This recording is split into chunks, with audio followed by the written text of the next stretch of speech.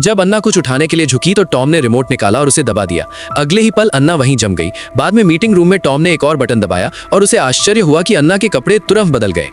Tom को उसकी boss अन्ना से काम को गंभीरता से ना लेने के लिए डांट पड़ रही थी।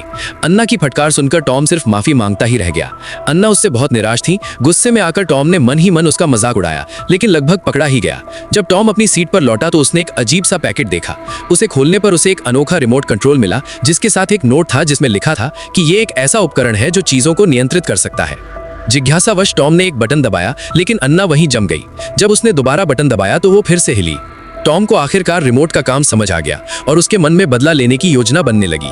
जब अन्ना अपनी सीट पर लौटी तो उसने देखा कि टॉम गंभीरता से काम नहीं कर रहा था और तुरंत उसे डांटने लगी।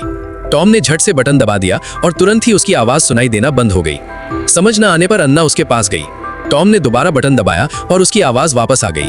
बाद में जब अन्ना कुछ उठाने के लिए झुकी तो टॉम ने रिमोट निकाला और पॉज बटन दबा दिया, जिससे वो वहीं रुक गई। प्रसन्न होकर वो उसके पास गया। कुछ देर बाद दोनों एक सम्मेलन के लिए मीटिंग रूम में गए। टॉम ने एक और बटन दबाया और अप्रत्याशित रूप से अन्ना के कपड़े तुरंत बदल गए। उसकी सुडौल आकृति को निहारते हुए टॉम के मन में अजीबोगरीब विचार आने लगे। टॉम का ध्यान पूरी तरह भटकते देख अन्ना ने उसे फिर से डांटना शुरू कर दिया। फिर उसने लापरवाही से मेज से रिमोट उठाकर एयर कंडीशनर चालू कर दिया।